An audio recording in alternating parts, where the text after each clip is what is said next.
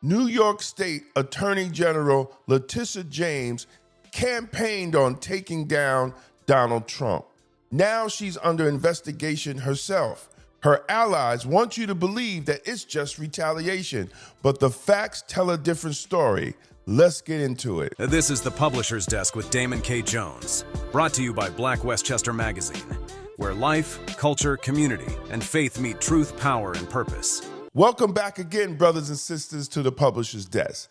And I'm Black Westchester magazine, blackwestchester.com publisher, Damon K. Jones. And today we're cutting through the noise and asking a simple question. When does accountability end and political theater begin? Because right now, New York State Attorney General Letitia James is under federal investigation, and the response from her allies is telling us just more about politics than about justice. In politics, brothers and sisters, the word retaliation and weaponization gets thrown around so much that it almost loses its meaning.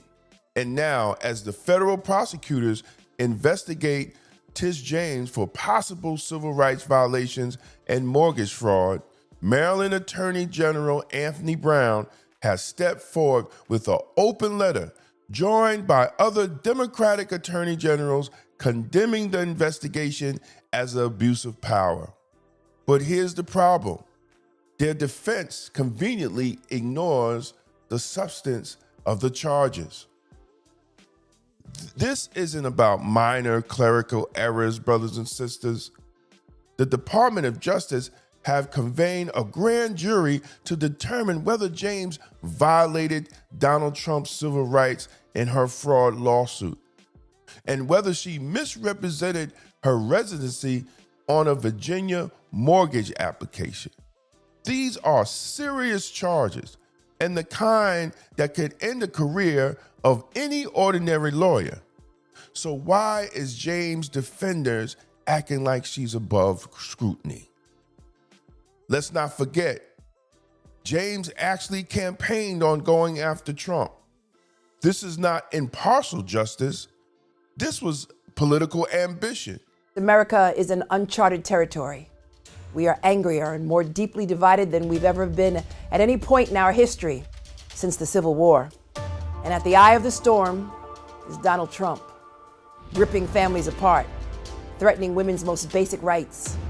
I'm running for Attorney General because I will never be afraid to challenge this illegitimate president.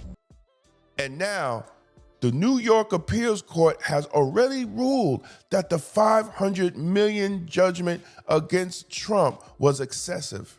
In other words, even her so-called victory is being questioned at the highest level of New York State judiciary. So think about the irony here. The same leaders who cheered James for using the full weight of her office to go after Trump is now insist that she's untouchable. They celebrated her investigations of a political opponent. But when the weight of the federal scrutiny turns on her, they cry foul. That's not principle, that's partisanship. And it undermines the trust of the rule of law. At Black Westchester, we didn't just talk about these cases. We brought forensic accountant Sam Antar, a Democrat with no love for Trump and a man who exposed the infamous Crazy Eddie fraud. Antar dug into the documents, and what he found matters. I was blogging about New York City and deception. First, I was blogging about how they were lying about the crime figures, how they were creating a positive spin on it. Then I started looking, because remember, I'm an army of one. I'm not a big media organization with 100 people that I can pay attention to everything. Got limited resources and limited time. So then I started looking about how New York City was spending money. Started examining the New York City checkbook website, saw that there were $4 billion a year in transactions where they don't even identify the payee or the purpose. Now, there could be legitimate parts of that too, why you don't want to identify the payee or the purpose, battered children, etc. But right. I saw it being abused for regular travel expenses and supplies and stuff like that. Then I started looking at how the campaigns were spending money. And I'd written about Brad Lander, who was the controller, Humani Williams, who is the public advocate, Right. and I'd written about several state senators. And along the way, I started writing about Adrian Adams, who's the head of the city council, speaker of the city council. And I noticed Right. she was very, very extravagant in her spending. Let's put it that way. Right. And that led me along the way, keep going and going and going. It led me to Tish James. And I said, okay, let me look at her campaign finance. Wow, shit. There's a lot of crap going on here. There's a lot of extravagant expenditures. Okay. Then I put it aside and I started looking at the New York State financial disclosures, which is separate and apart. How much money did they make? What assets they have, etc. And I went down the line. If you go to the website, Kathy Hochul is first. A lot of this stuff was already written about. Leave it alone. Delgado was second. I couldn't find anything. I frisked him, Michael. He's clean. I frisked him. He's clean. Third person I went was to Letitia James, and initially the first thing I noticed is that she, on her financial disclosures, she had a Virginia property on Peroni Avenue in Norfolk that she purchased in 2020. When I'm going through the financial disclosures, I noticed in 2023, she took 2 mortgages on the property, totaling between $250,000 to $400,000, when she only valued the property at $100,000 to $150,000. Now, that would be a red flag for everybody. I think you're a former cop, Damon? Yeah. Look, correction. That would be a red flag for everybody. Cop. Right. Yeah, John. Well, thank God I didn't get beatings thank God I didn't get beatings from you to make me a better person. But anyway, the point being is that I looked, wow, this is crazy. 250 to 400. She's valuing it 100 to 150. So I looked at Zillow and this and that. And at most they were valuing it at $200,000. And I don't want to quote Zillow because it's a bot and all of that stuff. Right. I stuck to the facts. So automatically I said, let me order a title report on that. I want to see what the hell is going on that property. So I spent the $200, ordered a title report, right? And all of a sudden it comes back and it says she took out a mortgage on the home when she purchased it for $108,000 that was never disclosed. That should have been disclosed.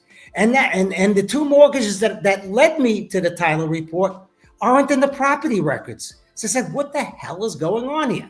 You have 1 mortgage that you didn't disclose to New York State. You have 2 mortgages that you did disclose to New York State that weren't in the property records. And and that led me along the path to the other Virginia property in Sterling Street, and led me along the path as far as the Brooklyn property is concerned. And after that, I started to go back to her campaign spending. I said, well, let me just see if there's any state spending, spending from her own office that taxpayers pay for that coincide with the campaign spending. I said, wow, sheesh. There's 6 private jet transactions totaling $40,000 in change to a jet charter company called Venture Jets. No other government agency since 2014 ever did business with them, except for Tish James. She did, and a few of those private jet expenditures overlapped her campaign outings. And after the state stopped paying for those expenses, her campaign started to pay Venture Jets for her private travel. So that's pretty much how I got to Tish James. His analyst shows that the mortgage allegations against James are credible. He found evidence, and the documents don't lie. Let's go back to what I described when she bought the property on Peroni Avenue in Virginia, which is the first of the 2 properties. The Sterling Street property was the one where she signed the affidavit. Right. All right. So the Peroni Avenue property, when I first looked, I saw 2 mortgages exceeding the value of the property by a ratio of at least 2 to 1. Then I looked and I saw a 3rd mortgage that was never disclosed, and I couldn't find the 2 mortgages that were disclosed in the financial filings with New York State. These are what I call phantom mortgages. She has also another mortgage that she lists on her financial disclosures in relating to the 296 Brooklyn property, 296 Lafayette Avenue, Brooklyn. That mortgage appears on our financial disclosures to New York State. I can't find it in ACRIS. So here's the question. Okay. I don't think she made up those mortgages. Just my opinion. Again, I don't want, I'll tell you when I deviate from facts to opinion. I don't think that she fabricated those mortgages. What I do think is questions should be asked. Why weren't those mortgages recorded? Right. That's a Yeah, standard. that's the whole purpose of getting a mortgage. Yeah, They don't get any protection if it's an unrecorded mortgage. It's just like a regular general debt. That's interesting. I guess. Well, how do you have mortgages that's not recorded? I'm confused. I'm. You know what it is? She's been on the air. This is baseless. Is this? But she won't litigate. But she's litigating by saying it's baseless and all of that. The first 2 pages of a rebuttal, of a lawyer's rebuttal to the DOJ referral, was all about Trump. I mean, I can't believe. I think she sees Trump when she wakes up in the morning, when she goes to sleep. I don't know. To me, it's. So the question is simple: should we dismiss the evidence just because the accused is on our side? Because that's what these attorney generals throughout the United States are doing, that support James and calling that what Trump is doing and the investigation of the DOJ against James is retaliation. This isn't about Letitia James. Let's make that fact. It's about what happens when politics becomes a shield against accountability. As Thomas Sowell reminds us, the most basic question is not what is best, but who shall decide what is best. If accountability only applies to your opponents, then justice is really dead. The rule of law is not a weapon, it's a standard. If Letitia James has broken the law, she should face the consequences like any other citizen would, just like you would and just like I would. If she hasn't, then the investigation will prove that. But reducing everything to retaliation substitutes emotion over evidence, brothers and sisters, politics over principle. And the public deserves better, because justice isn't about just who you like. Justice is about the facts. And here at Black Westchester, we're going to stick to the facts. So thanks for watching. Please like and share and leave a comment. What do you think? You think this is retaliation, or do you think this is justice and she needs to be investigated for the evidence that Sam Antar found? Please leave a comment. Please like, please share. And thanks for watching. And please go to blackwestchester.com. Check out our articles. Also, if you like to support, you could purchase our merch at blackwestchestermerch.shop. And we're trying to keep Black independent media live. Check out our messages with the new e-magazine of Black Westchester. And if you live in the Westchester area, the North Bronx area in New York, our papers are distributed all throughout. And if you see it, grab one and support. Thank you again. And as always, stay safe, stay blessed, and stay Blacktastic. Peace out. Rep the movement. Get your official Black Westchester merch today. Hoodies, tees, and more at blackwestchestermerch.shop. Wear your voice, make a statement. Tired of the same emotional politics that lead nowhere. Emotional Politics, Logical Failure by Damon K. Jones is the book Black America needs right now.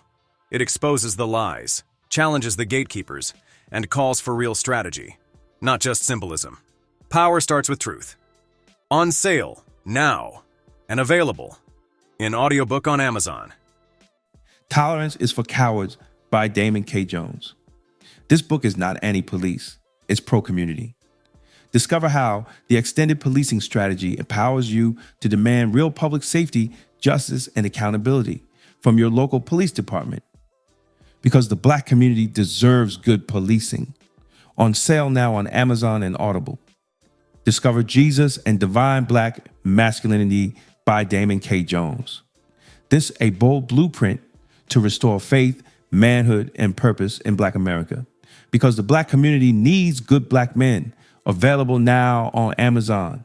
If you found this video informative, Don't forget to like and share it with others who need to hear the truth. And for exclusive content and behind-the-scenes access, join the Black Westchester Magazine YouTube membership club today. Your support helps us keep independent Black media strong. Support independent Black media with style. Rock Black Westchester merch and represent the news with the Black point of view. Every purchase helps us speak truth to power. This is the Publisher's Desk with Damon K. Jones, brought to you by Black Westchester Magazine, where life, culture, community, and faith meet truth, power, and purpose.